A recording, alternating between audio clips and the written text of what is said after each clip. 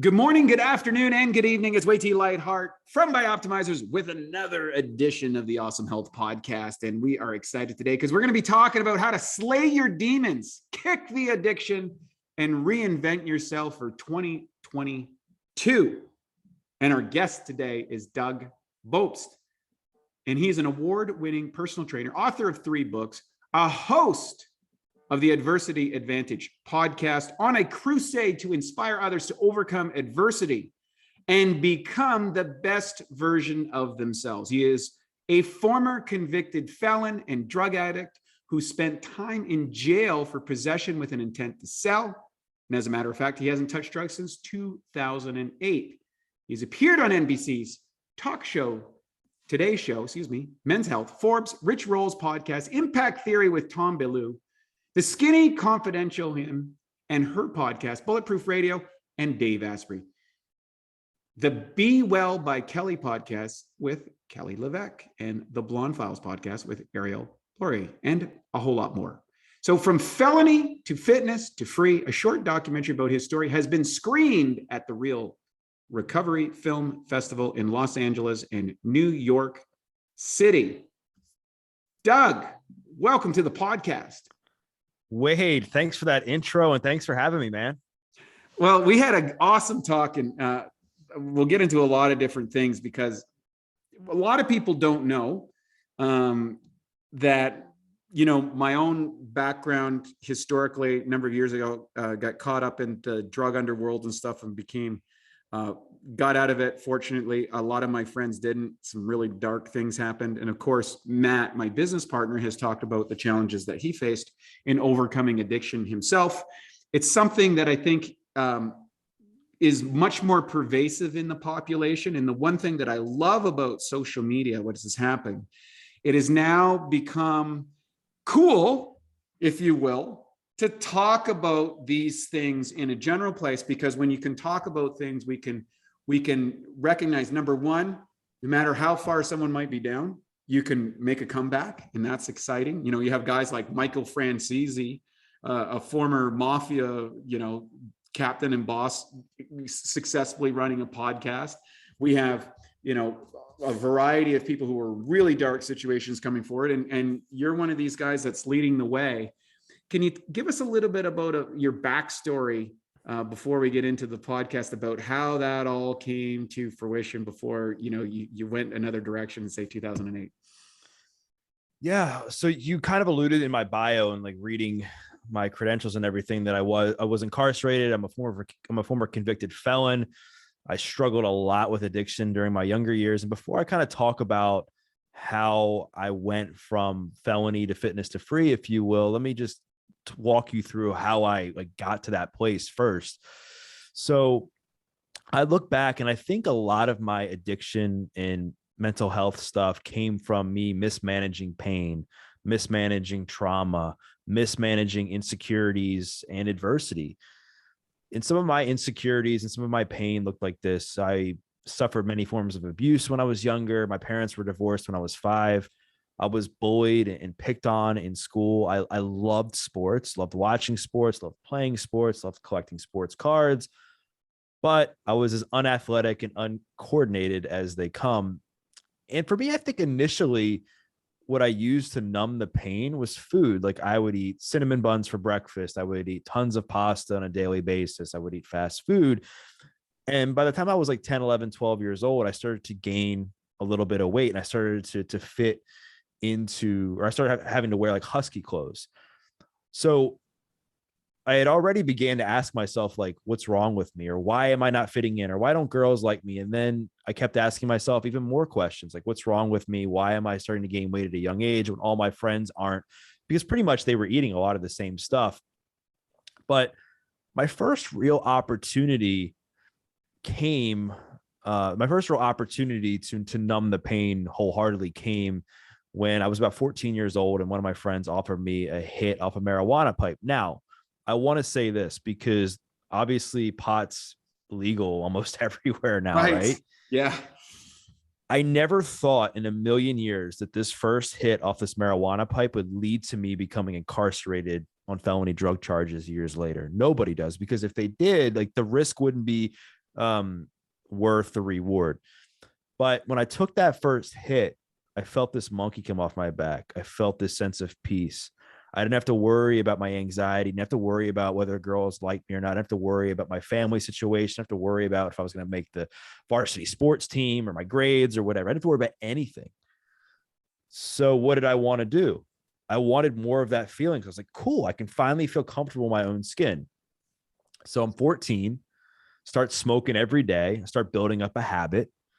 And then I'm like, all right, I got to start selling a little bit to support my habit, because making $6, $7, $8 an hour, whatever I was making back then at the job I had, just wasn't cutting it to be able to afford a daily pod habit.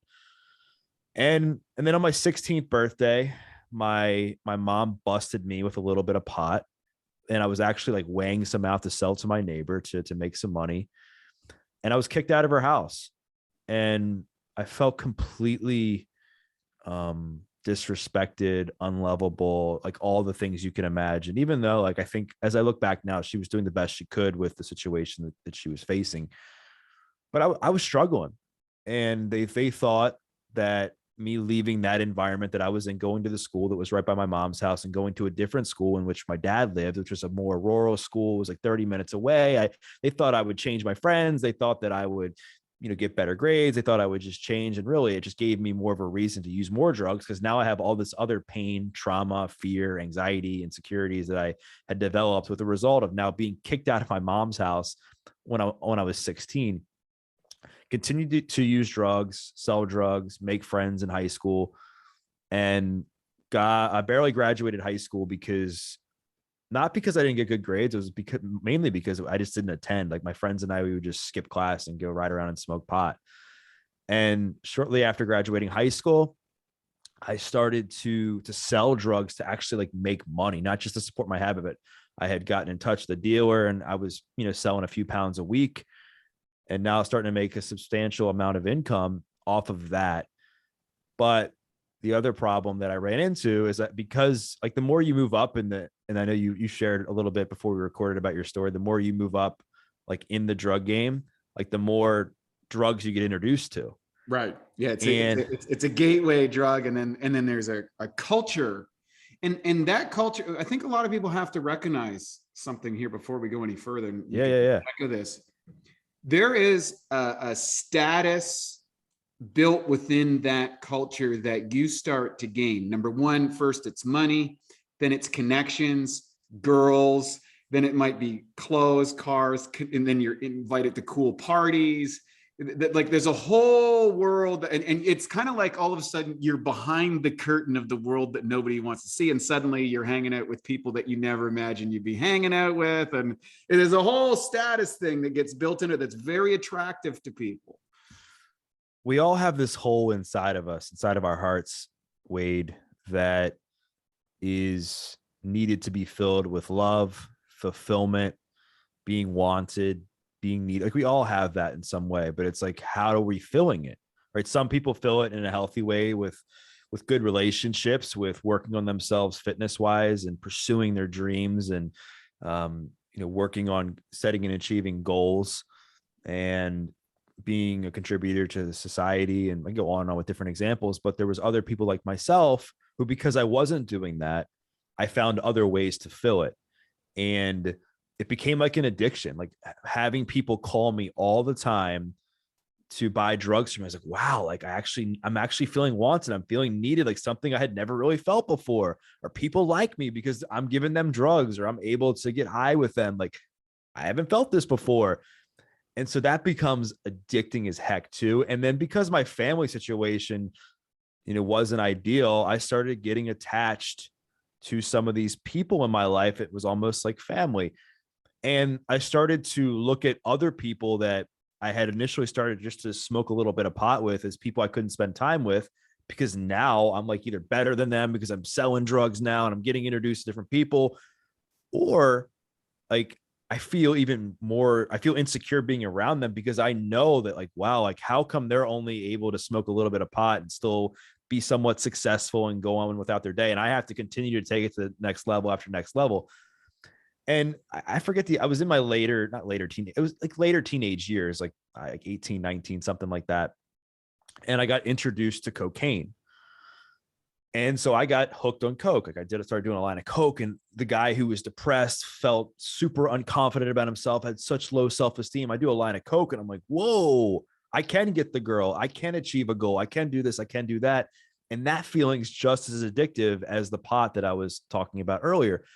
And I started to develop a bad habit with that, to where I was snorting coke every day and snorting up to an 8-ball every day, like at the peak of my addiction. The problem with that, though, is I already had crippling anxiety at this point, just because I was somebody that I just knew I wasn't making the right decisions. I was always stressed. I couldn't manage my emotions.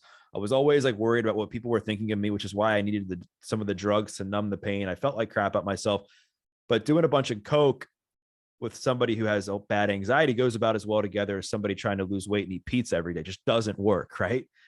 So here I am, like a nervous wreck, and started to get bad panic attacks.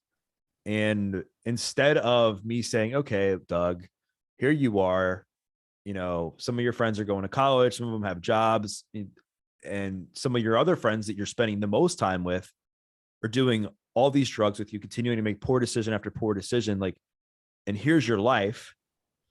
Maybe it's time for you to change. Maybe it's time for you to go a different direction. But nope, I needed to do whatever I could to maintain that addictive lifestyle that you and I kind of were talking about a few minutes ago.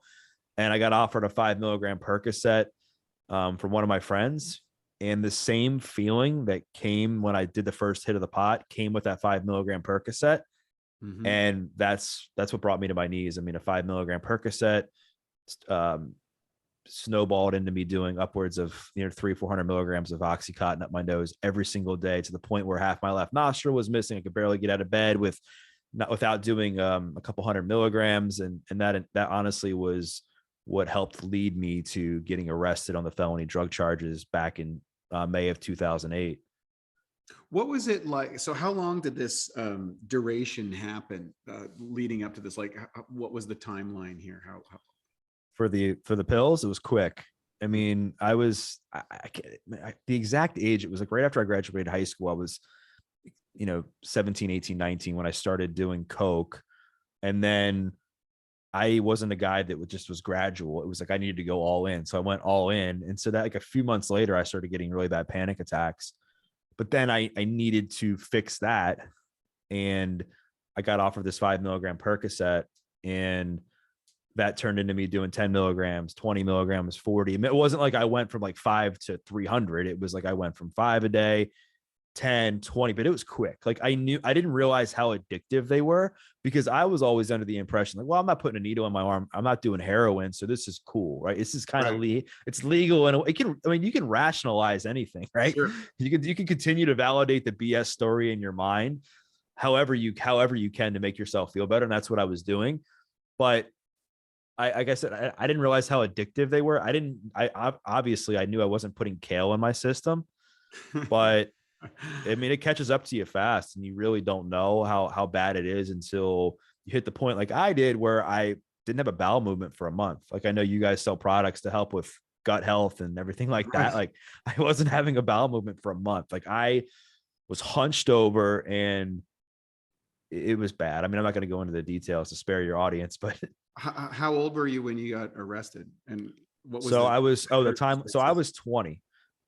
So it was, that was quick. That was really quick. So what was the circumstances that came to your arrest, if you don't mind me asking? Because I think a lot of people just kind of like, they kind of go in, criminal behavior is usually minor and gradual, and then increases in intensity. And then finally you find yourself like, but any point along that timeline, you could run into interaction with the police, and depending on the state you're in, depending where you are, all of a sudden it goes very bad very quickly, and next thing you know, you're standing in front of a judge and you're like, what the hell happened?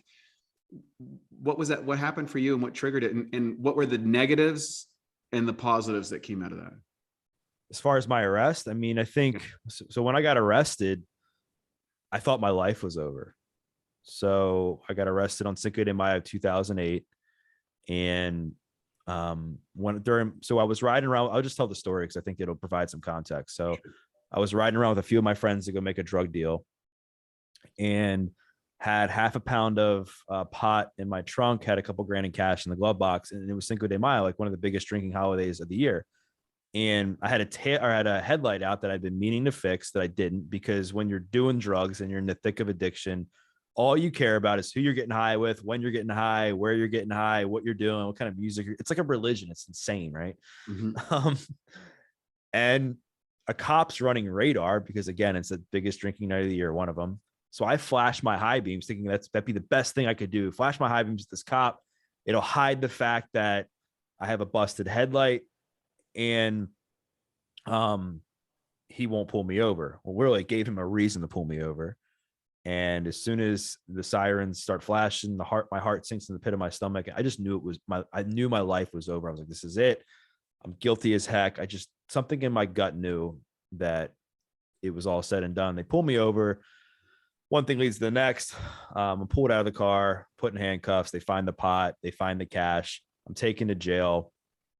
I end up getting bailed out by my dad the next day, which was embarrassing because it was my little brother's birthday that day, and end up going to court September of 2008. And the judge finds me guilty of the felony possession with intent to distribute marijuana, convicts me, sentences me to 5 years in prison, everything suspended but 90 days. So he suspended the whole sentence but 90 days, but I was backing up 5 years. So if I messed up, violated probation, got picked up any charge, I could potentially do the full 5 years. 5 years probation, 200 hours community service, all kinds of fines and drug classes. But he was like, Doug, I'm going to give you a deal. Like, I'm going to help you out. And I was just like, deal? Like, after what you just told me, like, where's the deal? Right? Because I had never been arrested as an adult before. Right. He's like, if at the end of your 5 years of probation, if you complete everything without messing up, no failed probation, no failed drug test, no missed probation appointments, you do your community service, you behave yourself in jail, like do all those things, I'll take the felony conviction off your record and give you a PBJ at the end of the 5 years of probation if you complete all that. Wow. Yeah, and this is back in 2008. So I was like, well, I took the deal, obviously, but I was like, isn't the world supposed to end in 2012? I remember like somebody predicted that. And then I was like, right. I didn't think I was going to live to see 25 because all of my friends and I, we joked around that like, if we can't party and do drugs, like what's the point of living? Like we used to like idolize those rock stars that died in their late 20s. Like those were like our idols. It's kind of sad, but I ended up taking the deal, reporting to jail a few weeks later. Ironically, it was a week after my 21st birthday. And what's fascinating about my story in jail is that this is what changed my life.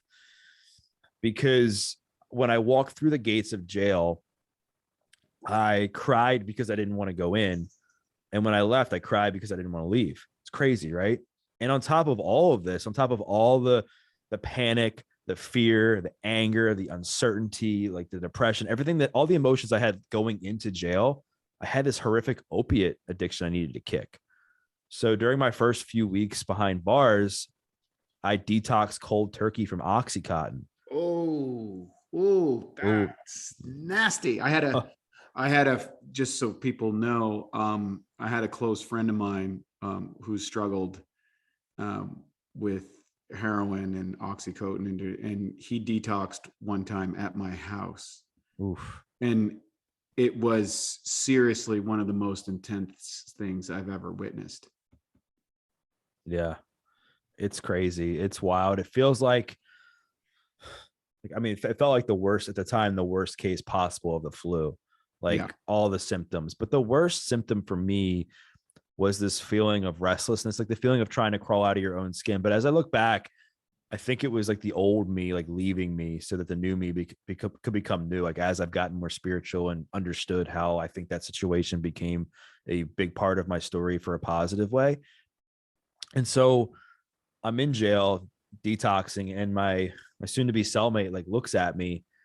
I'm at the Scrabble table. He looks at me and he was like, when you're done your detox, you're going to start working out with me. And I was just like, what? I don't work out. And here I am, like 50 pounds heavier than I am now. I could have been a model for Pillsbury. And he just knew that there was something off with me. He like wanted to help me because I had my shoulders rounded forward. I talked very like quiet, like I was scared, I was timid, I was terrified and mortified of what was going to happen to me in jail and also what my future was going to look like. And he was just like, all right, man, whatever. And after I like told him that I wasn't going to take him up on his offer. And then later that day, I saw him like work out for the first time. And I was like, this guy's the most fit. Like this guy was the most fit person I've ever seen, doing thousands of push-ups, hundreds of pull-ups, running like all over the common area, and they're climbing the bars and stuff. And I was like, who is guy? Who is this guy? He looked like a more jacked version of Brad Pitt from Fight Club. And like as I progressed through my sentence, I mean, I was playing the victim card. I was mad at the world. I was mad at my family. I was mad at my friends. I was mad at everybody but myself. Even though like deep down, I'm sure like a lot of this was projection, but I didn't realize it until this moment when I was in my cell one night talking to my cellmate, and he was just asking me more about my story. He's like, so like, what happened? Like, why are you here? And I was like, well, my parents got divorced, and people picked on me in school, and people like and I was blaming everybody but myself. He looked at me, he said, quit being a bitch. That's not the thing you want to be called when you're in jail. No. Nor in general. And I just looked at him and was in shock, because during these vulnerable states that we're in, Wade, like I think we want to be told what we want to hear. I got told what I needed to hear. Right. And I was like, well, what do you mean? He was like, you're blaming everybody for your problems but yourself. He was like, there's plenty of people that go through what you went through that are not in jail right now. Right, Doug? And I was just like, yep. He was like, you have two choices. You can be a man, look yourself in the mirror and say, you got yourself here. You chose to make those choices, and it's on you to change your life. No one's coming to save you. Or you can be a bitch, be pessimistic, say, woe is me, go cry in the corner and blame everybody else for your problems. Like most people will do that. He's like, which do you want to be? So clearly I was like, well, I want to be a man. Like I wanted to do that. Plus I felt this light bulb go off in my head that for the first time I felt empowered, that this guy who really had no skin in the game as far as my life was giving me what it seemed like some real good advice, because I started to think a bit clearly, because the drugs were out of my system. So I'm like, all right, I'm 21. I've had 21 jobs by this point. I've damaged relationships. I'm in jail for felony drug charges. I'm an addict. Clearly, I don't know how to live. I don't know what I'm doing. So I took him up on his offer and to train me when I was in there during my 90-day sentence. And I got down to do a push-up, couldn't even do a push-up from my knees, could barely walk up and down the steps because I was a smoker too. And I remember like collapsing after my first push-up. I was embarrassed. I was angry. I was infuriated. And I just said, why can't I do a push-up? He's like, because you're fat. And I was just like, what do you mean? I hated that word, hated. He's like, well, you have belly fat, Doug, and your core is weak, and you need your core to be strong to hold yourself up in a plank. And that's why you're collapsing on the ground. He's like, it's not that hard. And I just was like, whoa. He's like, you're fat, Doug. And I swore to myself, Wade, that I would never be called that word ever again. And I felt completely motivated. I felt completely inspired to now change. And he trained me, like I said, during my 90-day sentence. We set some goals to do like a set of 10 push-ups and run a mile by the time I left my sentence. And we did it. And it wasn't about the push-ups, the sit-ups, wasn't about the running that did it. It was how they made me feel and the things I gained from that, gaining the discipline I never had. I finally got comfortable being uncomfortable. I was finally able to manage my emotions in a healthy way. I was finally able to be comfortable in my own skin and not worry about what other people were thinking of me, because that was my biggest fear, was constantly worrying about what other people thought of me, whether it was my weight, whether it was because I got cut from a sports team, whether it was what a girl would say to me if I asked her out. Like I was always worried, not about like just the outcome, but what other people were going to say as a result of the outcome. And I got really comfortable in those moments, Wade, of just being okay, purely naked emotionally, mentally, and spiritually. And so the day I left jail, I cried because I didn't want to leave. Like I felt like my life was forever changed, and I was so motivated and inspired to continue on the path that my cellmate had given me. But I was obviously scared, because I was like, all right, up until this point, I failed miserably. And the only variable is my cellmate helping me in prison, in jail. So I was like, how am I going to carry on with this? And he gave me a workout plan that I still have framed in my place today, so I don't forget where I came from. And I asked him, I said, how can I ever repay you for the help that you've given me? He said, don't mess up and pay it forward. And I didn't know what pay it forward meant. I'd never read a personal development book or anything back then. I was just like, all right, man. Got out, stayed on the plan, ended up losing a bunch of weight and getting to a point fitness wise where I wanted to help other people use fitness to change their lives. And that's what inspired me to become a trainer back in, 2011 and build a successful training business. And eventually the felony conviction did come off my record in January of 2014, which inspired me to write my first book, From Felony to Fitness to Free, to give people hope on turning a negative into a positive. And then ever since then, I've just been on an absolute tear to not only become a better version of myself, but to serve and help others. I've written a couple other books. I've appeared on some pretty cool media outlets, like you mentioned in my bio, and the felony is officially completely off my record now, as of last year. So it's been quite the journey, man. It's just an incredible and amazing story. And no wonder it gets such traction, because I think there's so many people, I think, who get lost in the incarceration, and it's for many of the same reasons. Drug addiction, crime and stuff are never usually the primary cause. There's other factors that lead to it. And these are symptoms to be addressed. One of the things that I find really cool about your story is, and this is kind of goes to, there's two aspects. It's kind of like almost a Tony Robbins type mentality. Is number one, is not be like the difference between being a victim and taking responsibility. Right now, we live in a world where it's cool to be the biggest victim possible so that I could get some benefit. And what a lot of victims don't recognize, and maybe they are a victim, maybe those are legitimate things, but when one takes the identity of a victim and someone's the perpetrator, I have no power here, right? Like you psychologically have taken the position that I have no ability to change this. And then two, the fact that someone had the audacity to get in your face and say, listen, dude, you put yourself here, and then you flipped. But there's a third piece, and that is the replacement of something, a positive way of living, from a negative position of thing. And one of the things that I found in my own journey way back when I was a teenager, my sister was sick. She had gotten cancer. I want to correlate here, and then I want to ask you a question. She got sick.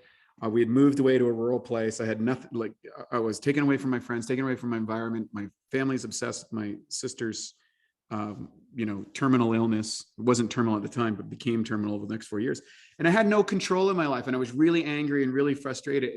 And I got a weight set, and I started working out in the gym. And the little tiny incremental gains that I was making working out were evidence, hey, I could actually do so. I can actually make a change. My biceps a little harder. My legs are a little stronger. I can lift a little bit more. And these systematic positive increases became the new addiction, or the way of the pathway out of what was a challenging condition based on my teenage years.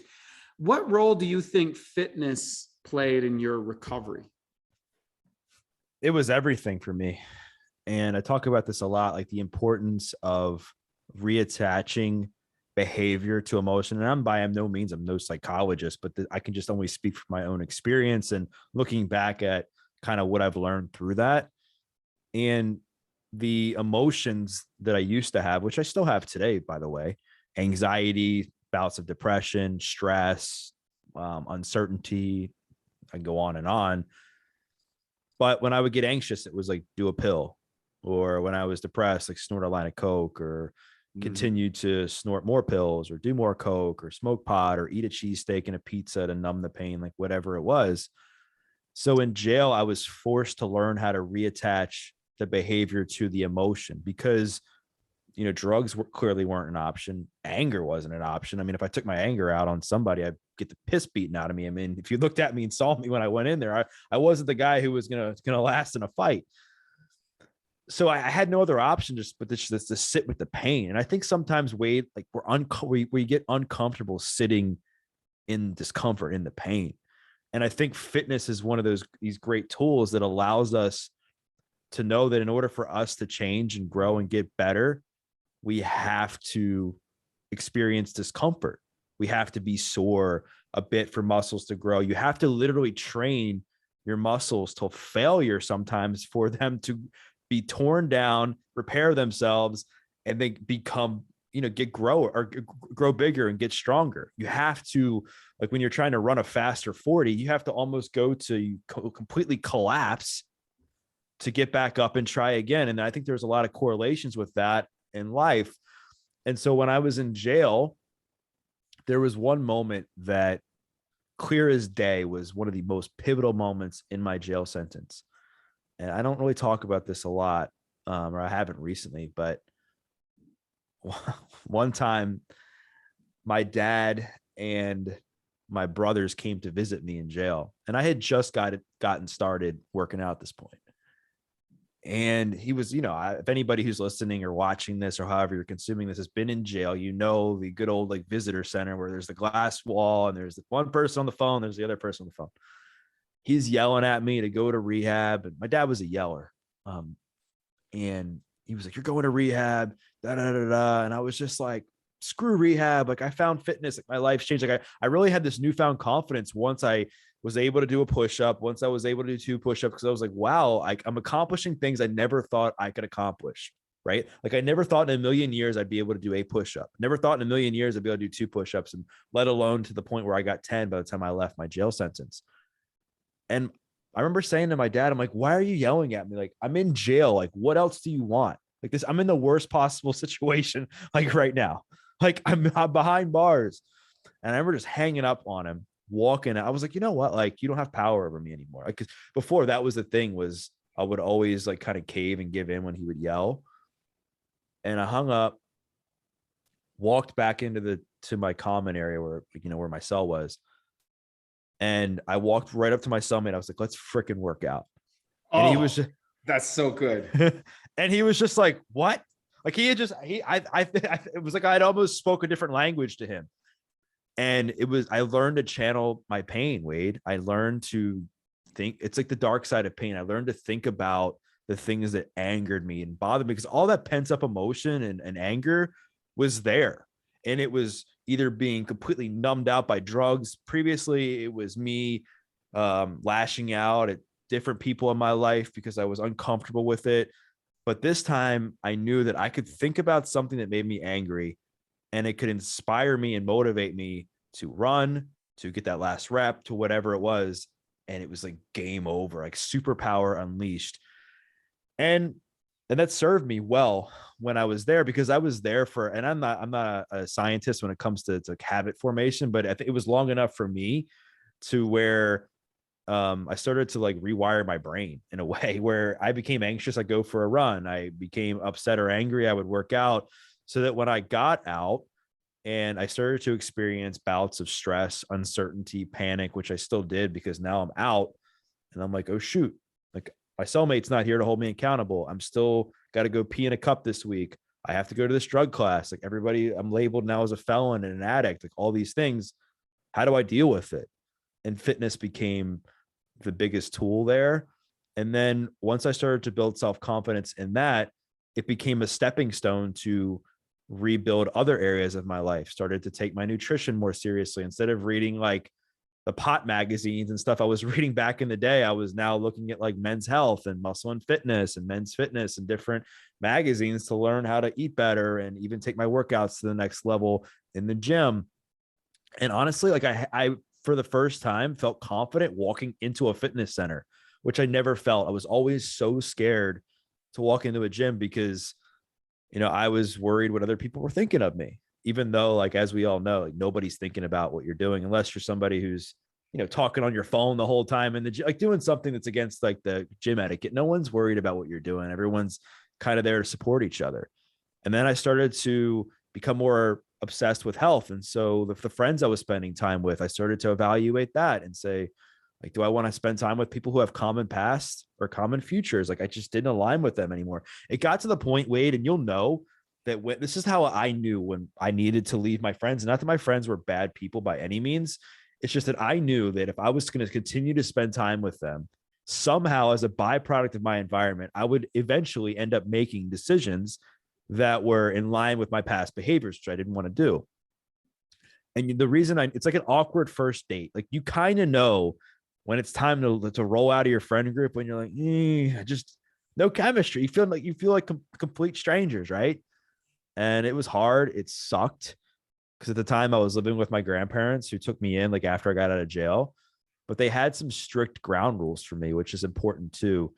It was almost like the perfect situation where they held me accountable. They said, you're going to you're gonna make your bed, you're gonna keep your room straight, you're gonna be respectful, you're gonna get a job, you're gonna exercise, but we'll support you. Like, you don't have to pay us rent. We'll buy you groceries. We'll give you some spending money if you want to go out and do some extracurricular stuff, but you better come back with receipts. And the minute like that stuff doesn't match up, like, I was out. So it was kind of like this yin yang of love but accountability that I think was just perfect for me, because it's a hard thing, right? That's a problem now with parents with their kids. It's like, do you enable? Do you love? Do you be militant? Like, what's the answer? Like, none of us really know, but that worked for me. And hang on a second before you go forward. I want to back the truck up because there's two key elements that you brought up here in this. I think it's really important, and you touched on something that I don't think I've really talked about either. And I think it's something very important, specifically for young men. And that is, you get testosterone through your system. There's a lot of aggression, a lot of anger that can come out or whatever. And we live in a very comfort world. Like, everything is done. Like, there is when I worked manual labor, at the end of the day, you put in a good day's work. You're tired. You're not depressed. You're tired. Like, you pass out, you wake up in the morning, you do the next day. And then, I remember doing manual labor, and I remember doing training in the morning and training at night. As a young guy, you got lots of energy and stuff like this. And things would make you mad because you don't have power in the world. You don't have money in the world. You don't have status in the world. Maybe you're not in the right place. Maybe girls aren't into you and all that stuff. And you'd be angry, or I didn't like what my parents said to me, or I didn't like this. And weight training for me was a way, in sports, weight training in sports. So hockey, I could go in the hockey rink and I could smash into people as hard as I want, and they could hit me and we could get at it. And that sort of exchange that I think young males need and crave. It's a natural expression of our human stuff. And then also the other stuff is just generating, like getting in there and squatting till I passed out, training in the weights and throwing things around, and just there's a release of that pent up aggression that I feel makes you less likely to turn that in negative ways. Was that something that you experienced? And now for a Bioptimizers fixed digestion tip: rapid cheat meal relief. Research shows that cheat meals can actually be an effective way to boost your metabolism. One key weight loss hormone, leptin, can be increased by up to 30% following a cheat meal. The challenge with the cheat meals is that all those extra calories and lower food quality can be hard to digest, which means you could be totally sidelined with a food coma after big cheat meals. The solution is to take strong digestive enzymes like masszymes, which will help rapidly digest and break down the extra food. 3 to 5 capsules before or right after your cheat meal can make a huge difference in how you feel following the cheat meal. If it's a cheat day with multiple large meals, you might want to go up to 10 capsules or higher to help you power through all that food. To save 10% on masszymes, go to masszymes.com. That's MASSZYMES.com and enter the code CHEAT10 at checkout. Yeah, for sure. Because like I said, I had this pent up anger and aggression I was always the person that was never gonna fight anybody. I had the anger, but I didn't have the confidence in myself Right. to throw a punch, right? Even if sometimes like I felt like somebody really, really did me wrong, like I never had the ability to stand up for myself. I think before we recorded, I was saying, you asked me how to pronounce my last name, and I said it's Bopst. I said, but funny enough, for the longest time, my people called me Bopst, and that wasn't my last name. But because I didn't have the self-esteem to stand up for myself, I didn't want to ruffle any feathers. I never corrected anybody. And that's kind of how I lived my life during those years, is this pent up aggression and anger. And I also feel though that because I learned to channel a lot of that anger and pain into something positive, it also helped me like manage the anger in real time so that and process it so that I wasn't holding on to it and it wasn't just continuing to stack itself up. So I wasn't getting to a place like I was when I was in jail and I had all this stuff just completely packed inside of my brain and my heart, like all these emotions everywhere that I had nowhere to go but out. And it got me comfortable being like, sometimes I don't have all the answers, and sometimes I don't know everything, and sometimes I do need to ask for help. And I encourage people, if they're in this similar situation where they have nowhere to kind of turn to reach out and ask for help. And I think that's one of the biggest things that, quote unquote, people like myself and others who are out here sharing about addiction and sharing our stories and trying to break the stigma is doing, is that when you have people listening, they don't feel alone, right? Because that's what people are realizing is when you feel alone, you feel helpless. You feel like this is it. Yeah. Yeah. It's only me. No one else feels this way, that whole thing. And I want to go back to really quick, but I just want to make sure we follow up on this because I think it's important too, where we talked about the victim mindset. Yeah. And you said something important, that when you like when you disempower yourself, you eliminate your ability to actually get the very thing that you want, which is to get better, in your health, get better personally, get better emotionally, have more success, that sort of thing. But I also had to look at it from like a logical perspective and said, okay, being a victim clearly is not working. It's like, how is that working? Well, it's not working. Like me blaming everybody for my problems and then justifying my addiction because of how people treated me. Like, is it working right now? So I had to realize that, like, okay, if A plus B equals C, then, right now it's looking like A plus B isn't equaling C. And if C is like happiness, fulfillment, success, good relationships, like whatever I was doing between the A and the B, like wasn't giving me what I wanted. So I had to change that. And that's where a lot of the other habits and different things I did, after I got out of jail kind of came into play. Was like, I wanted to change the equation. I needed to put different variables in the system to change the outcome of my life. There was another piece in that you talked about, and that was about sitting in discomfort or being uncomfortable or enduring pain, and then how fitness or pursuit of fitness, whatever you want to call it, training, became something that you started to get more and more comfortable with pain. Can you kind of expand on that and why that has been important in your transformation? Absolutely. I think for me personally, and a lot of people who have struggled with addiction, we use substances to numb pain, right? We use substances to get rid of any feelings of discomfort that we're enduring, right? Whether it's you're feeling stressed out from work and you want to drink a bottle of wine that night to forget about that day, or whether you get into a fight with your spouse and you want to go and take a bunch of drugs to kind of numb that and not have to think about that. I can go on and on with these different examples. But I was that guy who was completely uncomfortable with feeling any kind of discomfort. So fitness gave me a positive outlet to take that discomfort that I was feeling and change my state, get out of my own head, Yeah, and turn it into something positive.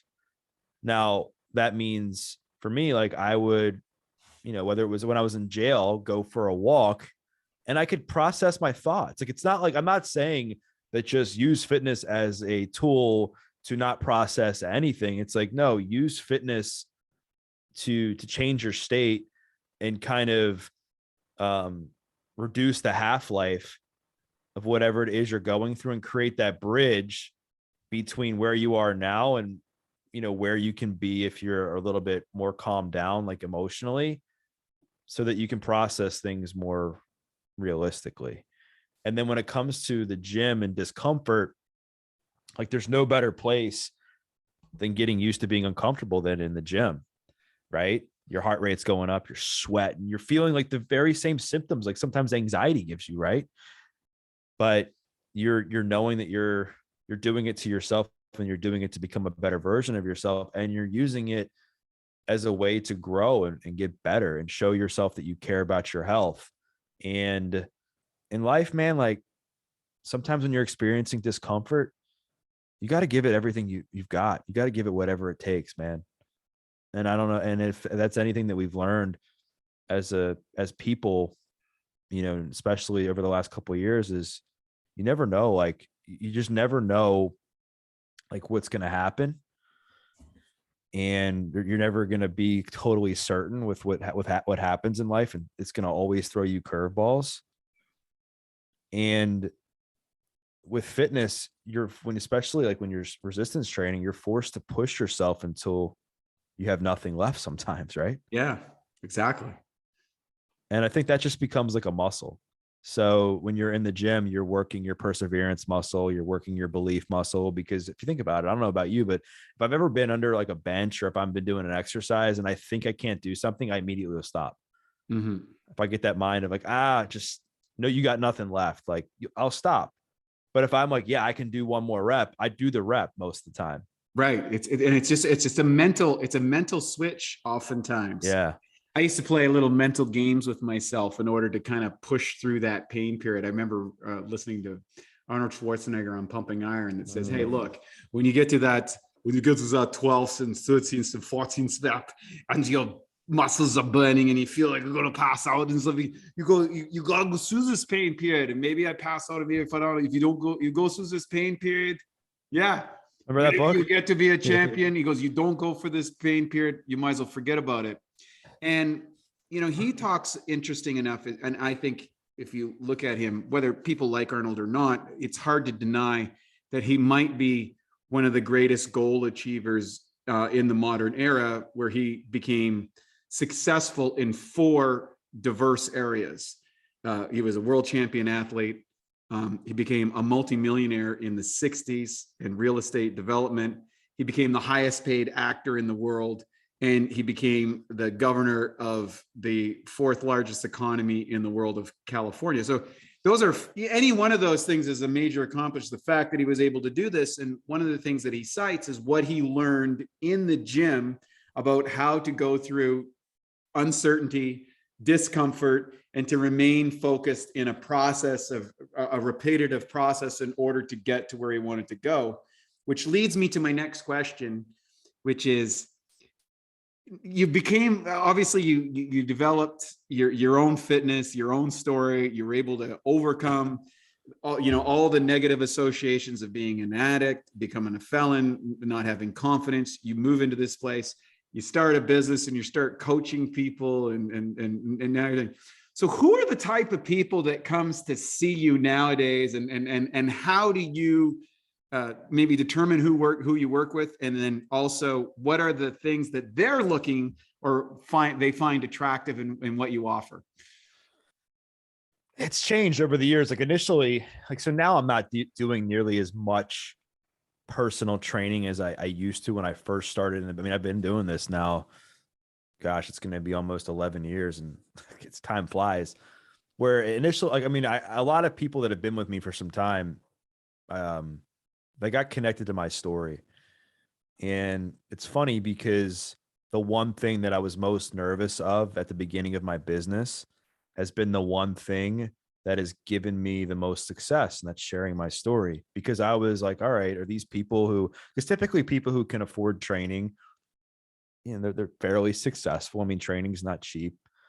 And I was always under the impression that people looked at people like myself as people that were pieces of crap, because that's what I viewed myself as a felon, like early on. Right. And when I started to share my story, like the exact opposite thing happened. People gained so much respect for me, and they're like, wow, like, congratulations. Like, that's amazing. And I had a client tell me early on, when I was kind of timid about sharing my story, because I had always told a select group of people, they said the people that are going to judge you for sharing your story aren't people that are meant to be in your life, Doug. And I just took that and I was like, I think you're right. And so when I would have these like consultations with people, I could get deep with people to a place where a lot of people maybe couldn't go, who hadn't been down the path that I've been at. They say, like, you can only take somebody as far down the path as you've gone yourself. Right. And I had been that person, looked in the mirror, and hated myself. I'd been that person that was scared of going out because of what I looked like in a certain, outfit or whatever. I'd been that person that was mortified of the way I'd taken care of my health. So I could connect with these people. And so when I would say, like, what's your goals? And they would tell me that the root of their goal is they wanted to stop feeling like crap about themselves, or they wanted to look in the mirror and be happy. I was like, I get it. Like, back in 3 years ago, I was looking in the mirror and I was blah, blah, blah. And I would start to share parts of my story where it made sense to be able to build that emotional connection with them, to know that I relate. And so I started to get a lot of people that connected with me there. And then along the way, I've trained a ton of people. When I say a ton, I mean, I've trained a fair amount of people in recovery as well that struggle with addiction. I get a lot of kids that'll come to me with their parents. Will reach out, or if their kids are struggling with addiction, they want them to move in the right direction. So they'll come train with me. And now I'm more selective about who I work with. I mean, I work with business executives. I work with moms. I work with just everyday people, but a lot of the people I've been training have been with me for a long time. So, I'd like to, in the space of training and coaching, I want to pivot more into helping people with addiction, with fitness specifically, as, helping, people that are struggling with addiction to kind of use fitness as a tool, kind of like how I did.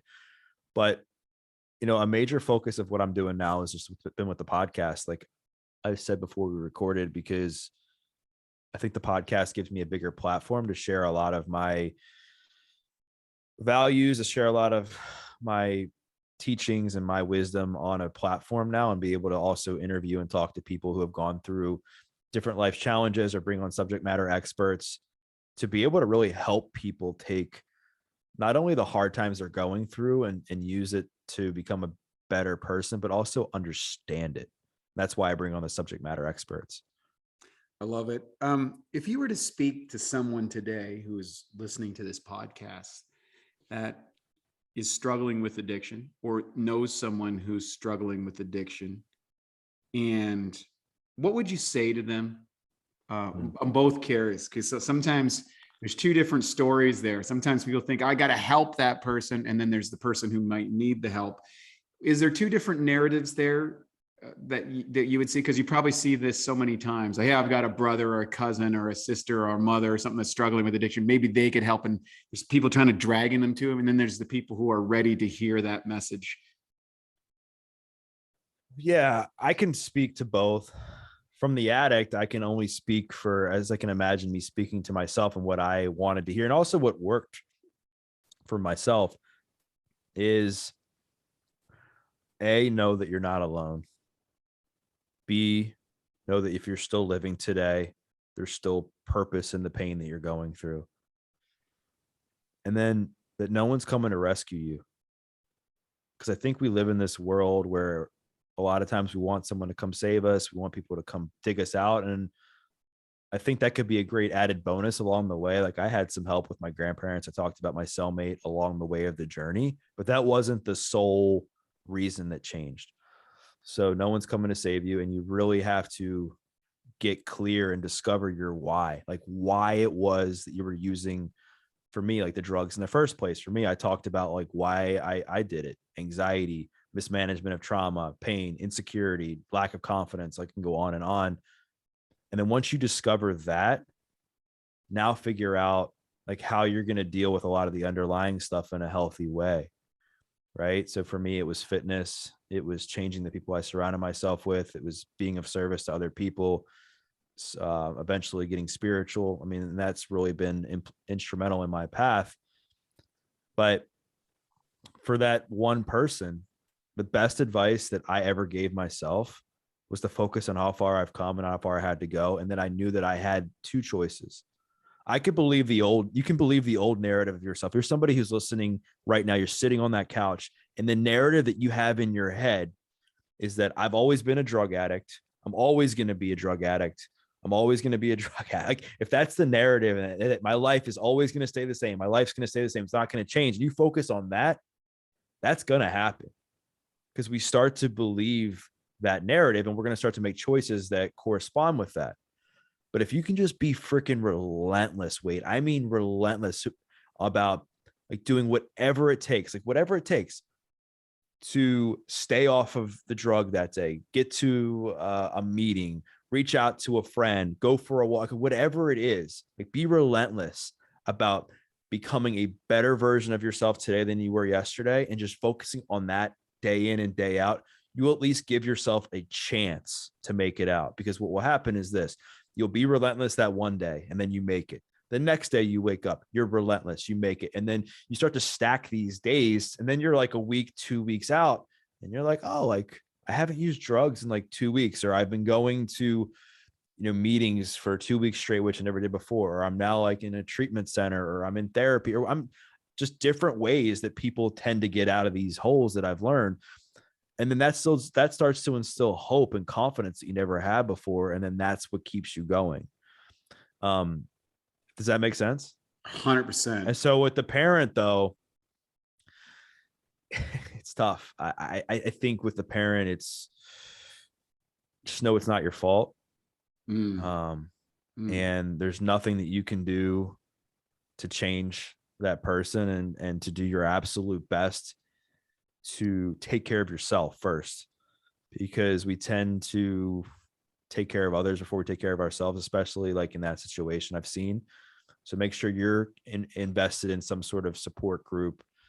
Make sure that you're taking care of your wellness. Make sure that you are reaching out and asking for help. Make sure that you're just reading up on how to like communication tactics, on how to struggle, or how to talk to an addict, like, because that's like one of the worst things is people will start to shame their kids, and their kids already feel pretty bad, right?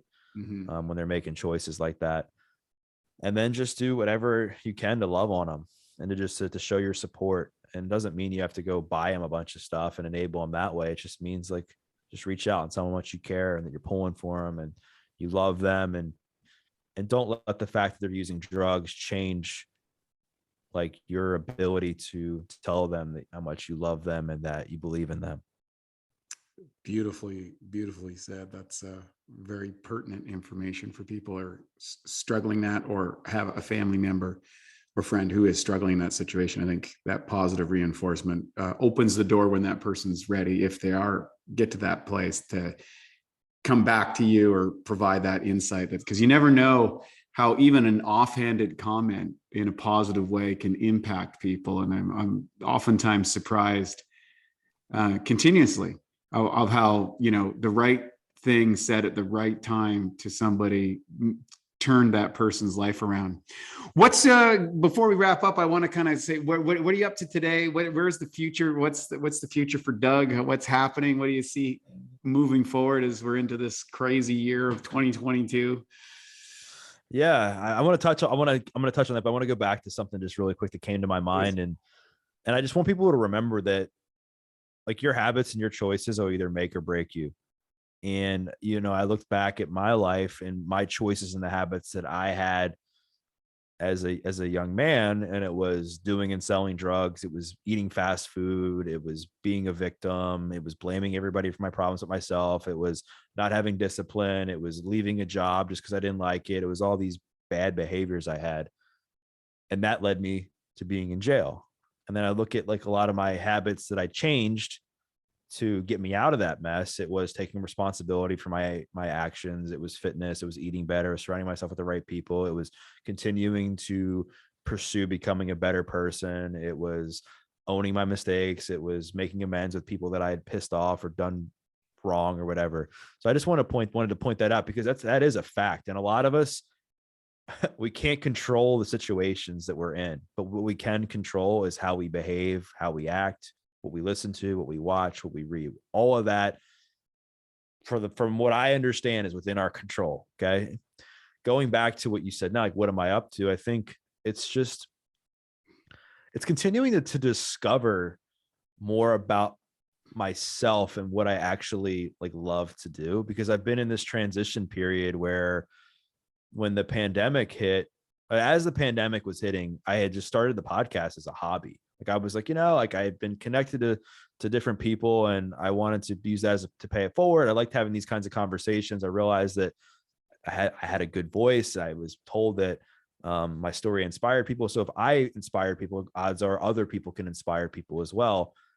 And then when the gyms got shut down and everything happened, I was kind of forced to focus on what I could control. And what I could control is more of my brand and personal development, where I could work from home and do a lot of that there. And so the podcast continued to grow. So now, and a year and a half, 2 years later, I'm looking at it like, all right, like, where do I want to go from here? And I don't necessarily like 100% know. Like, I would love to say that, like tomorrow I'm doing this, March I'm doing that. And I think sometimes that's okay. Like, I have goals and I have a vision of where I want to be like overall, but as far as like this year, like what's going to happen, I'm still waiting to see what unfolds and what dots get connected. Obviously I have the podcast. I'll always train some people because I just love the ability to use fitness to help impact people's lives. I'll still do that. Speaking is something I want to get back into. In 2019, I was doing a good bit of public speaking. So that's going to come back into play.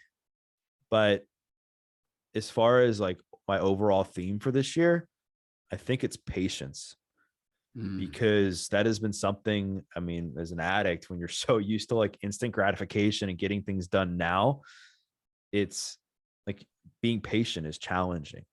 And sometimes my impatience at times can be my own worst nightmare. And it's not to say that I'm just going to sit here on the couch and like close my eyes and put my hands up and be like, just give me this, give me that. I'm just going to be like, okay, like whatever's meant to happen is going to happen.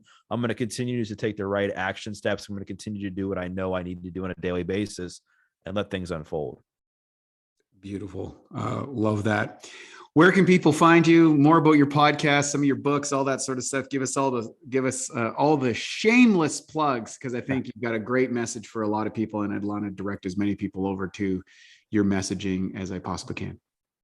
Thanks, man. I appreciate it. So my website's dougbopst.com, and you can find a link to my podcast there. You can find my books. You can find more other podcasts I've done there as well. And then I'm most active on Instagram. I'm at Doug Bopst on all the social platforms, Instagram, Twitter, Facebook, and then YouTube as well. I'm Doug Bopst, I think Adversity Advantage podcast there. But yeah, I'd love to connect. I appreciate you having on. Hopefully this episode helps some people. Well, thanks so much for joining us today, Doug. You got a great story. And for all our listeners, I hope you enjoyed this. Share it with somebody that you might know could benefit from it. It's an amazing transformational story. And it's something, awesome health can be achievable from anyone. We have a whole book out called Sick to Superhuman. And, sicknesses comes in a lot of different forms. And it's not just, there's mental, there's emotional, there's physical, there's spiritual. And the bottom line is you can transform anything and to become a superhuman. And Doug is a great example of what he's been able to achieve. So thank you for joining. Hope you enjoyed this edition of the Awesome Health Podcast from Bioptimizers. We'll see you on the next episode. Take care. And now for a Bioptimizers fixed digestion tip. Turn cultured foods into superfoods. Raw fermented foods like sauerkraut and low sugar, live yogurt can be good for you, but rarely have enough of the right probiotic strains for therapeutic benefit. So here's a way that you can turn them into superfoods. What I do is I get some raw sauerkraut or a healthy yogurt. Ideally, it's grass-fed or coconut-based, and you can empty 3 caps of P3OM into a container and mix it up thoroughly. Leave it at room temperature for a couple of hours before putting it back into the fridge. And what's going to happen is these probiotic levels will be multiplied. In fact, it doubles every 20 minutes. And then what you're going to get is you're going to have a food with strong proteolytic activity. To learn more about P3OM and why its patented strains make it the strongest probiotic available, go to www.bioptimizers.com. Thank you for listening to the Bioptimizers Awesome Health Podcast. You can find more information at bioptimizers.com.